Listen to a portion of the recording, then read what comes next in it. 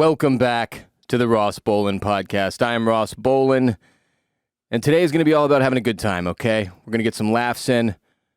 We're going to stay lighthearted, because life is heavy. We need a good mental break now and then, and I'm going to try to provide that today, more so than usual, okay? So, I'll start with an uplifting personal story. I bought my kid some Jordans the other day, a pair of Air Jordans, and when I say some, I mean 2 pairs and a pair of Yeezy foam runners. But the Jordans are crib booties for the crib, and I'm so excited to stick them on their tiny little baby feet. And if you're like, oh Lord, here we go, this sneakerhead douchebag is gonna blow his kid's college fund on baby shoes that the baby outgrows in 3 weeks, then no, ma'am or sir, judging me. I learned my lesson with my stepdaughter. I bought her some Yeezy slides when she was 2. She wore them 2 times, and now her gigantic fucking feet don't fit in the shoes. Also, her G-mom let her wear the slides in her truck bed, and they got absolutely destroyed with black tar or whatever was back there, and they were a beautiful neon yellow before that. Anyway, the point is I learned my lesson, and I am done. I'm cutting myself off as far as buying shoes for my unborn child goes.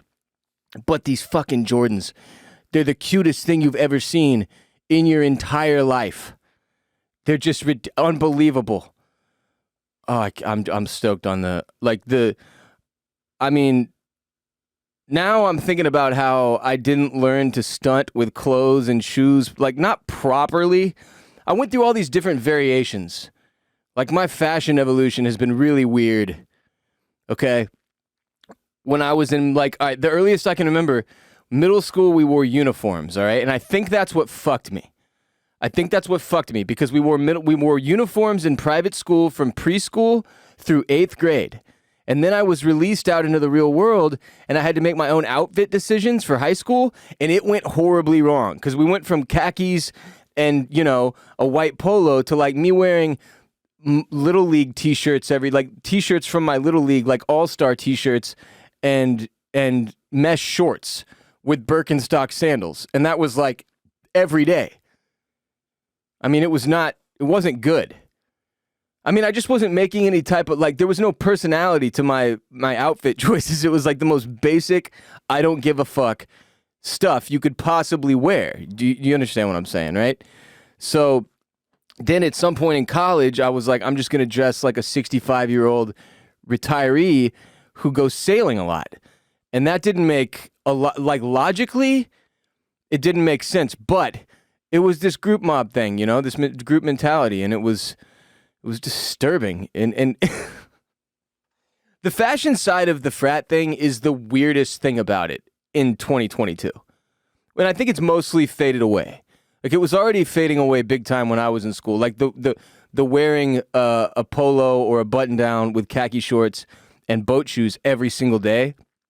That was a sort of a uniform.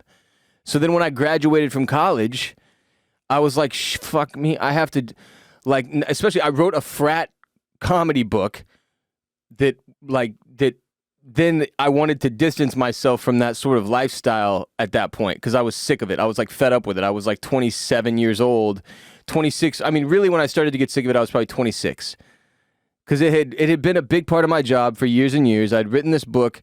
I'd already lived it. And I was just ready to move on with my fucking life. I was just I was kind of annoying because I was catering to the same audience every day too. It's there's only certain things you can talk about or do that these people wanted to hear, which is fine. But eventually, of course, you get burned out. And I did. And so I wanted to distance myself from that sort of frat guy thing with the way that I dressed. And you've seen some version of an evolution of that ever since, right? Where I obviously love sneakers, but I love t-shirts still, but I try to get nicer t-shirts. This one has I don't know if you can call it nice. It's nice. It's a very well-made, very nice shirt, but it does have a giant dog on it, a tiny dog, but giant on the shirt. And so I don't know if if you qualify this as nice. I wear shit like this to nice restaurants though, because I don't give a fuck. I've maintained that throughout the course of my entire life with my clothing, as my fashion statements. I clearly don't. I want you to think I do not care on some level. but also this is just what I like, you know? And I think that's the biggest, like, if you want to get metaphorical, and let's do it, we're here. Fashion at its heart is about wearing what you really love, no matter what anybody else thinks. Like that, and being willing to go do weird shit that you may have not done if you were adhering to the strict norms of society. Like, that's fashion. That's it. That's it. Like, you see all these fat, like, that's why Zoolander is such a funny movie, because it's so true. And now we're living a real life version of it with Kanye West. It's absurd. He's Mugatu. It's absurd. Like, in my case, it's fairly simple. I like shirts that are like sort of, I mean, I like a lot of hip hop shirts, like hip hop themed shirts, sports themed shirts, and I like animals.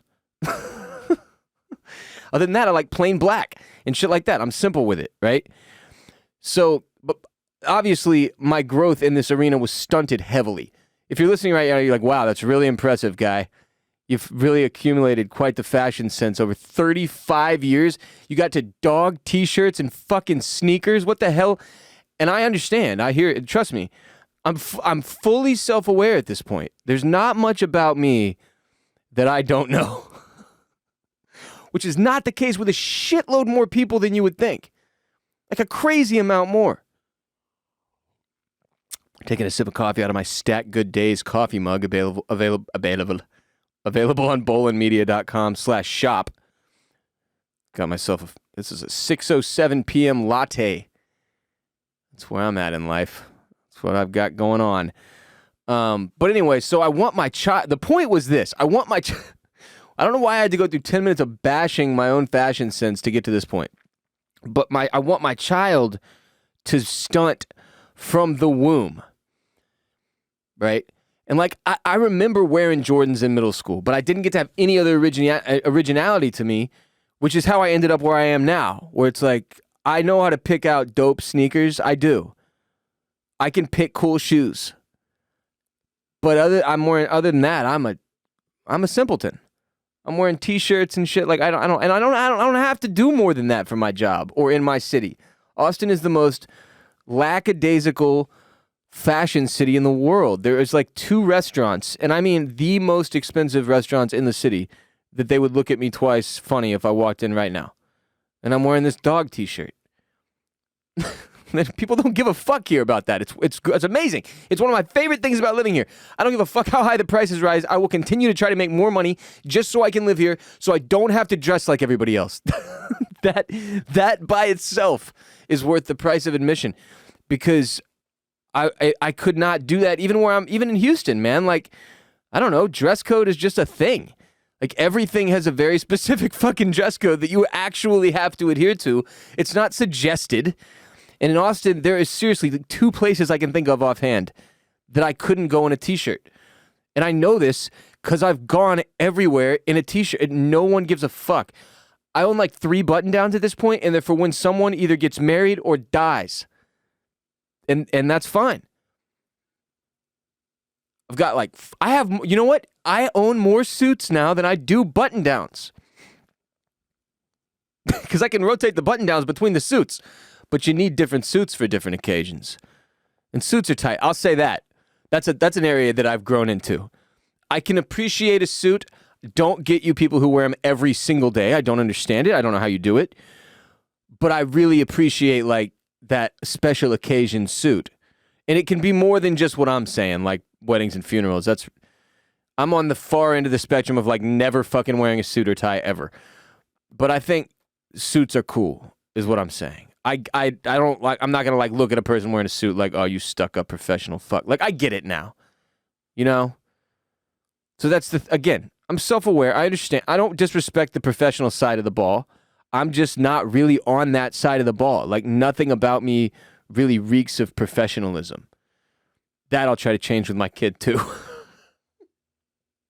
But I'm looking forward to being able to instill some sense of fashion into the little girl or boy that springs forth from my wife's beautiful vagina in February. In February, she's going to smack me. Stoked on these Jordans. Very stoked. And yeah, if right now you're like, okay, it's a boy, he bought it Jordans, that's insanely sexist. And I bought my daughter those Yeezys. I'm still plotting the gender reveal for you people, all right? Maybe I put it on Patreon and just charge you to find out the sex of my child. Anyway, kids are expensive, speaking of Patreon. So I finally might be starting that OnlyFans for my feet fans from back in the day. Shout out to foot fetishists. I might need y'all. If this economy doesn't turn around, am I right, adults? Huh? You got fucking economy, man. I don't understand how it works really, because it seems this is the only thing I'll say. I realize I said I wouldn't get deep today. I was going to stay lighthearted. All right, no heavy stuff. I have one question in the vein of like Ross rising to that level of douchiness. Just one. Just allow me this. I don't understand how it works.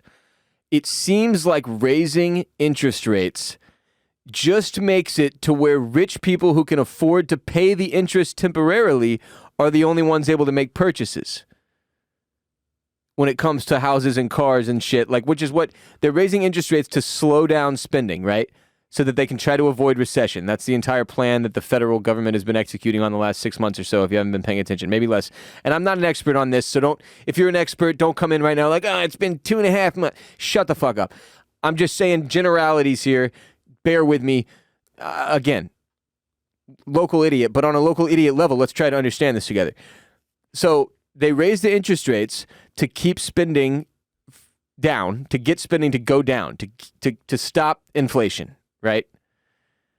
But then you're in a position where the only people who can really maneuver in that economy are rich people, because they can afford to pay the premium on purchases, like houses, like cars, like business, like whatever the big tax. I don't understand that. Again, I'm not rich enough to understand how any of that works.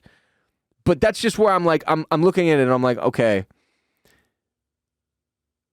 it's a weird, it feels like we're punishing like the middle class and poorer people. That's what it feels like with that strategy. But again, I don't know the big picture stuff. Just a simple podcaster asking simple questions. If one of y'all knows the answer to them, holler at me at WR Bolen on Twitter. I will happily engage you in nonpartisan conversation.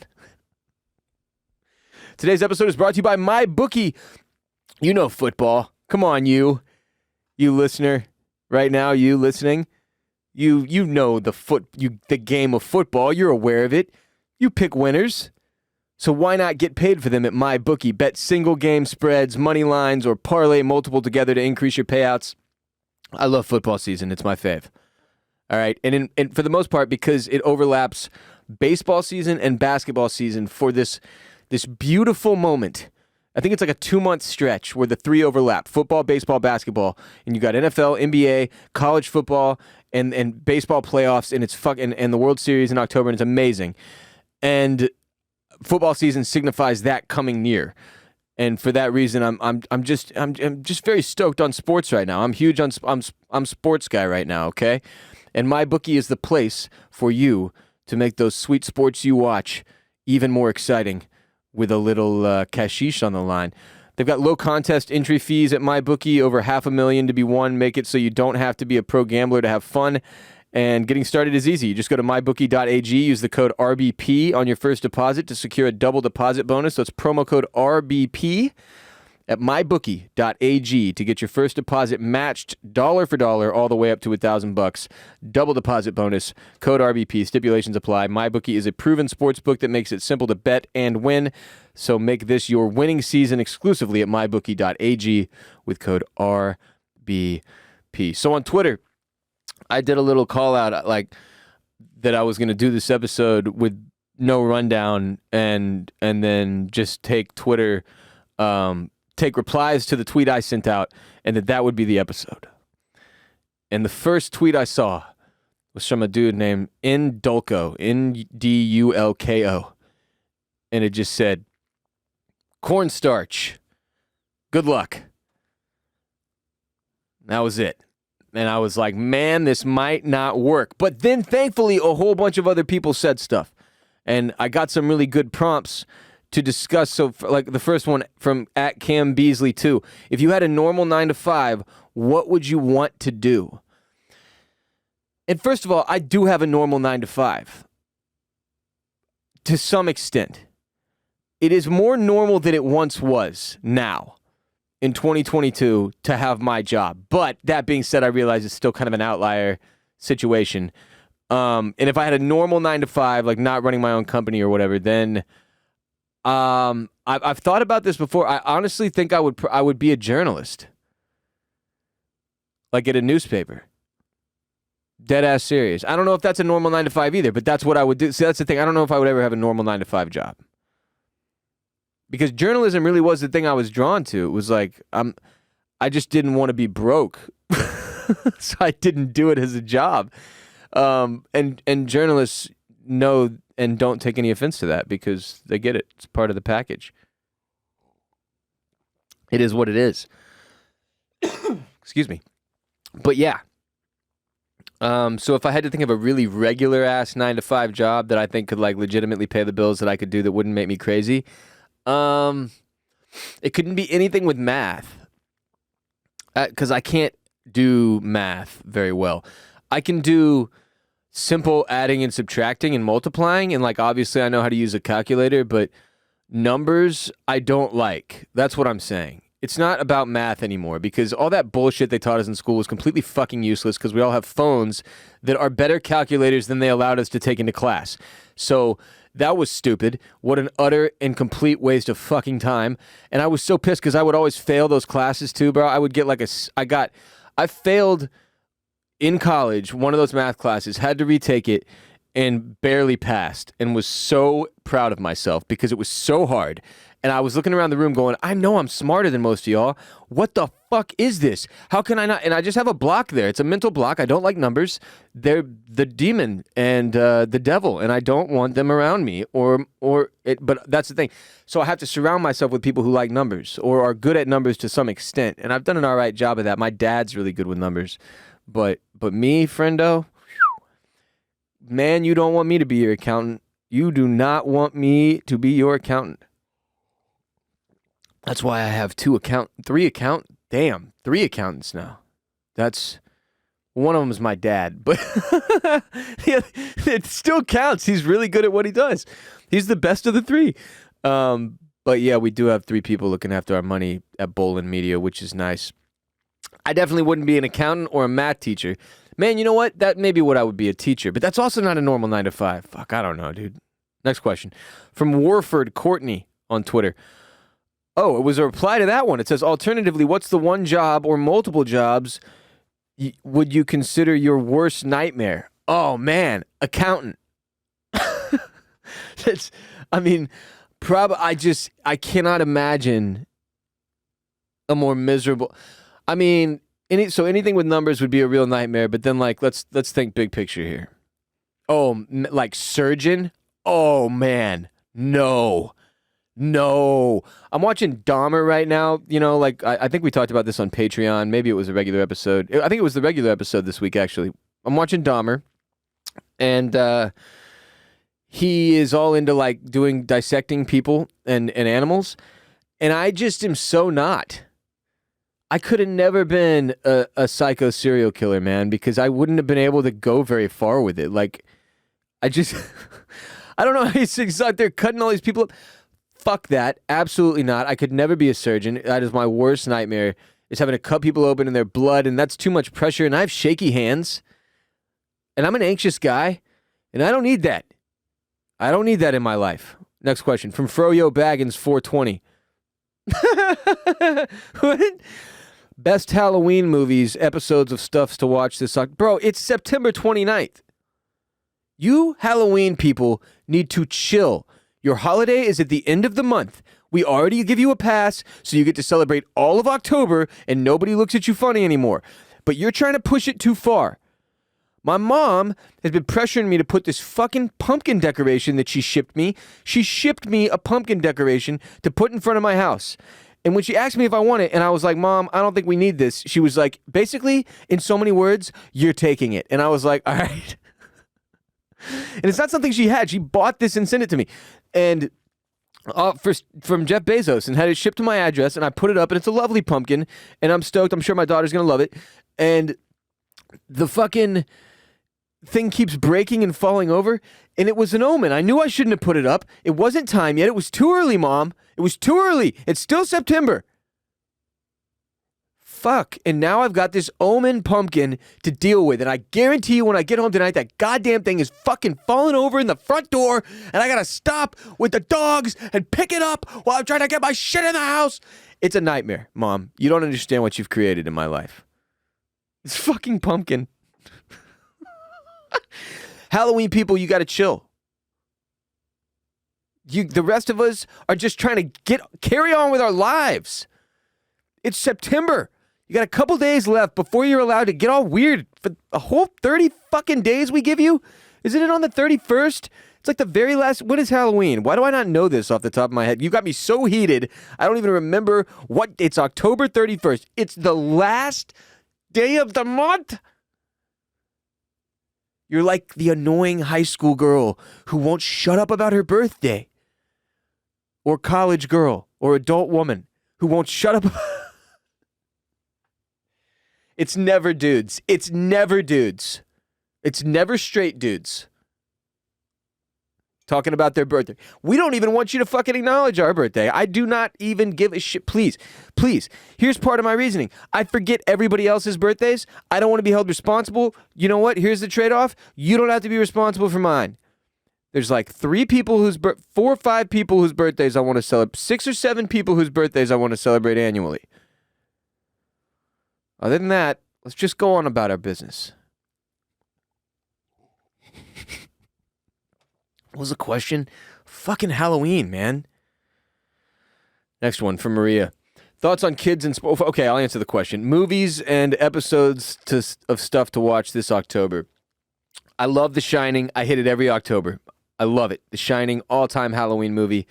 Those fucking Halloween Town movies you people watch are trash. Those suck. They're the worst. And I know you're yelling at your radio right now. Oh my God, how could... Shut up. Shut up. They're terrible. They're the worst movies of all freaking time.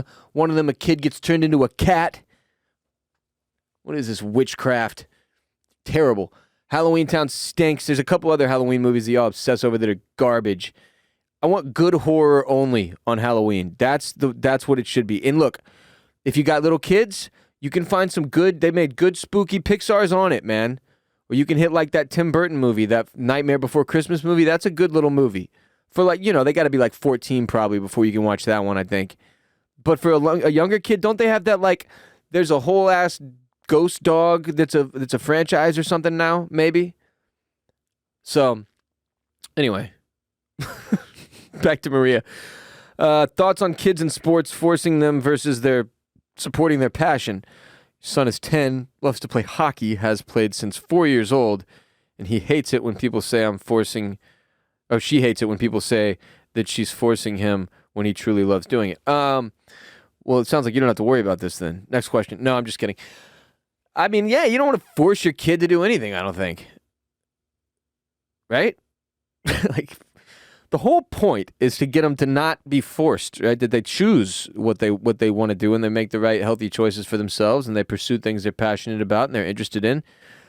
And, if that is football, then you bribe them to not play. Look, if at this point, if you're encouraging your kid to play football, you're on another level than me. And I don't understand it. I'm not saying I don't respect it. I'm saying I don't live that life.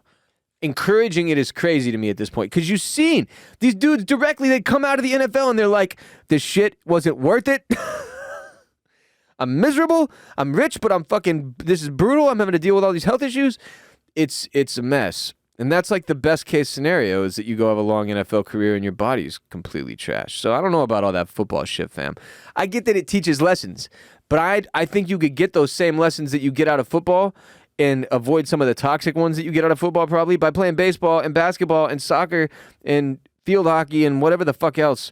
Gymnastics, dodgeball's all time. I bet PC culture wiped dodgeball off the face of the earth. We used to plaster kids in dodgeball. I mean, it did not matter how athletic you were. Once dodgeball started in PE, people were getting got. Did we target the nerds? Yes. That was the game. Get people out. You play to win the game. And in dodgeball, I came for heads and nuts. You had your hands up, I went for the sack. Man, I would pay $50 to play dodgeball right now. With a room full of 35-year-olds, that would be some funny shit. You're only my age, though. I feel like I'm in such a good spot there, you know? I've always been a little young for my age. I guess that's for my grade. You can't be young for your age. It's late. This coffee's starting to make me feel funny. I might be hallucinating. Yeah, don't force your kids to play sports they don't want to play. That's fucking crazy. Don't make them do, instruments they don't want to do. You got to try to sow natural interest in things, man. That's your whole job. Just go do that. And I get it. You're like, oh yeah, see how this is. Your kid's a 3-year-old. It's most interested in like fucking which pink, unicorn toy to play with next. And you're right. Fair enough. Maybe I will have to eat my words, but those days have yet to come. And until then, like, go parent. Not you, Maria. You're awesome. Next question's from @crazy4milfs. It's not really a question. It just says more Big Papa Smoke stories, please. First of all, shout out to all the MILF hunters out there. Second, yeah, so here's the thing about Big Papa Smoke. Like, what if he's out there somewhere and has like a legit job and shit now? I think about him sometimes because I spent like a considerable amount of time with this human being in a very, not precarious, just a very developmental phase of my life. I was a teenager. I was a 17-year-old boy, and I was kicking it with this gangster, and he was a little bit older than me, and he like taught me some shit that I for sure needed to know, and was an interesting figure that caused me to tell stories about him later on in my life because he was so fascinating, and he had just such a ridiculous fucking name. Big Papa Smoke is a crazy-ass thing to tell people to call you, and then have them actually call you that. And that's what everybody called him because that's kind of what the kind of respect he commanded. So sometimes I think about like, what if because I don't know.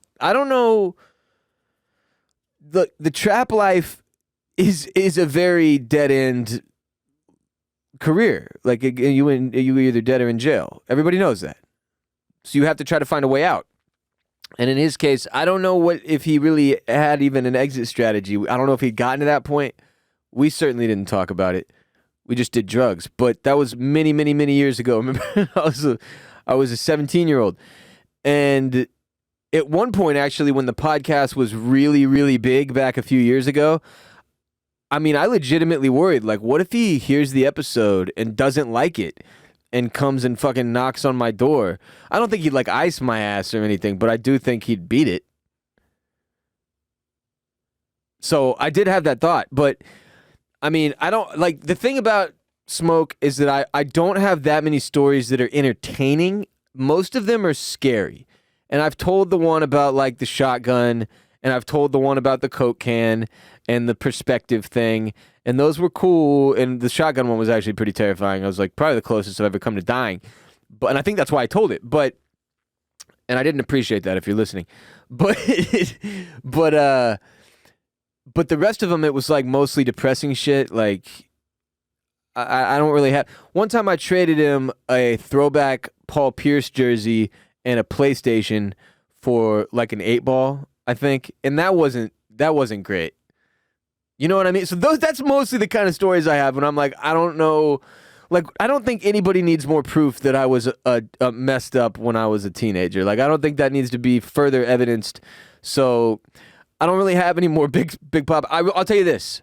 Here's a story. After all that, I do have one. At one point when I was derailing, and we had like issues at home, and I was just really falling apart as a result. And the dude cut me off because he could tell. I mean, I think he was worried I was maybe going to OD, or like, he could tell I was derailing. The point is, he was a good dude. It's not just that he took advantage of me like some little white kid he could just fucking slang yayo to. Like that wasn't the relationship. Like he mentored me to some degree, as weird as it may be, and like was sort of a friend in some ways. So it was weird. But yeah, he legitimately cut me off at one point, and I was an addict, so I was angry. I was really pissed off, and I think I ended up having to go through somebody else because he completely cut me off. So yeah, I think that was the last time I saw him, now that I'm thinking about it. Because I ended up quitting pretty shortly thereafter because I was like, oh shit, drugs are bad. You know, don't do drugs, kids. You know? So hopefully he is out there somewhere. A couple more questions. One from Talladega Toby. Is it bad bathroom etiquette to fart while at the urinal when there's someone else using the urinal next to you? It feels wrong, but also there's a dude dropping a shit a couple feet away next to you that's considered acceptable. You know, I'd never really considered that angle. Like, what's the difference? You know what? I thought about this recently when I was in a airport restroom, though. It was like 20 dudes in there, and I was just like, man, this is disgusting. Everything I'm breathing in right now is just poo-poo air. Like, this is all just shit fragments floating around in here, right? Everybody's aware of that, right? This is a disgusting place to be. And it made me kind of sick to my stomach. I was just like, God damn it, should I even be in here? Maybe I should just go piss outside. And so I don't know that it makes a difference if you do rip. Back in the day, I would have said, hell no, man, that's really awkward. Don't do that. Go into a stall like a normal person, pee in there and fart in there, and that's fine. That's the difference. There's a barrier, and we are the humans. We need barriers, even if they don't actually do anything. You know? Last question from Tanner Nav. What's your favorite non-food smell? Speaking of farts and shitting. Oh, man. Probably my wife or like my daughter's hair when she's like clean, you know what I'm saying? Like not when she smells like a sweaty fucking messy little kid. But when she's clean, she smells like a little angel. And then also my wife always smells amazing. So those are probably my favorite non-food smells. But I distinctly remember, I'll say this, when we got Bruce back and I picked him up and I smelled his stinky ass who'd been out there for 2 nights or whatever. That was a great smell. Like I was like, oh, my dude, didn't know if I'd ever smell your ass stinking like this again. That was great. So that too, but non-food smells. I mean, like there's a lot of candles that I really dig, that I'm a big fan of. I love the smell of bacon. Bacon is an amazing smell. Bacon being cooked bacon in the morning, any time of day though, but morning, it's great to wake up to. It's the smell of coffee, a fresh roasted pot of coffee. That's good stuff right there. That's good stuff. My 2 fingers after I've rubbed them in the space between my asshole and my ball sack. I'm just kidding. That's a joke.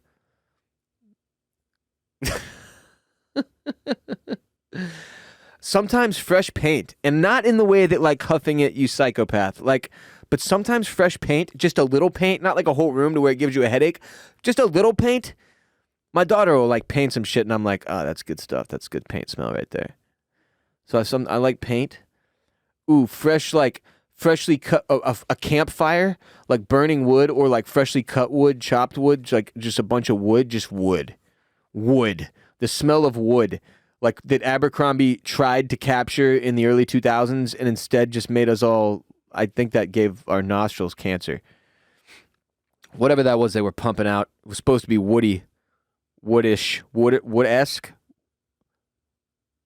One of those. Sorry, I was just finishing my coffee out of this Stat Good Days coffee mug available on bolenmedia.com/shop. Check out all the new merch, man. We got good stuff. We got an In Therapy hat. It's a really cool hat. I'm excited for mine to be delivered at some point in the next 2 days. New shirts. It's good stuff. Finishing cup. If you don't have a finishing cup, I don't know where you finish or how, frankly. You need a finishing cup to finish. Everybody knows that. Thanks for being here with me today. Thanks for everybody who asked questions on Twitter. I can't believe how many non-food smells I could think of. I was a little worried about that one, but there's a lot. I realize now, thinking back, that I said bacon and he said non-food, and I'm a moron. But I still want to say bacon is an amazing smell. And there's candles, and I named some other good ones, but I'm trying to sometimes sometimes burnt rubber, sometimes a good skunk. You let it get a hold of the nostrils and you really take it in. It's like an acquired taste, the skunk. And I've lived in Texas my whole life, so I've smelled plenty of them. And I think I enjoy it now. Like how a good cognac can be a little harsh on the nostrils, but you drink enough of it one day, it becomes this acquired smell. Same with the skunk. Not as culturally classy, perhaps. In certain circles, they may judge you for this kind of talk. I just realized I've done this whole show. I never really think about it. There's been 2 cameras pointed at me this whole time. I hope I haven't done anything weird with my hands. Usually I'm pretty conscious of the cameras and I kind of react to them and shit because I can see myself and I like dancing around in here. But I completely forgot they were here today. I've just been kind of staring at Bruce. He's in Jared's chair. I just treated him like a co-host. And I hope I didn't, scratch my taint or anything weird. But thank you for being here. Go to bolenmedia.com/shop to get merch. Go to patreon.com/Ross Bolen Podcast for premium ad-free episodes where Jared and I will be tomorrow with one more for the month of September, folks. We've had 4 great ones and a few good mental health minisodes as well. And I appreciate y'all. We'll see you on Patreon. Otherwise, have a good weekend, and we'll be back next week. Holler at me on social media at WRBolen on Twitter and Instagram. Follow us at The Ross Bolen Podcast on TikTok, at Ross Bolen Pod on Twitter. And that is that. I'll be back soon. Bruce says goodbye, too. He's asleep. But I know he's excited to be a part of the show today. Really contributed big time. Shout out to Bruce. Love you all. Until next time, peace be with you and also with you.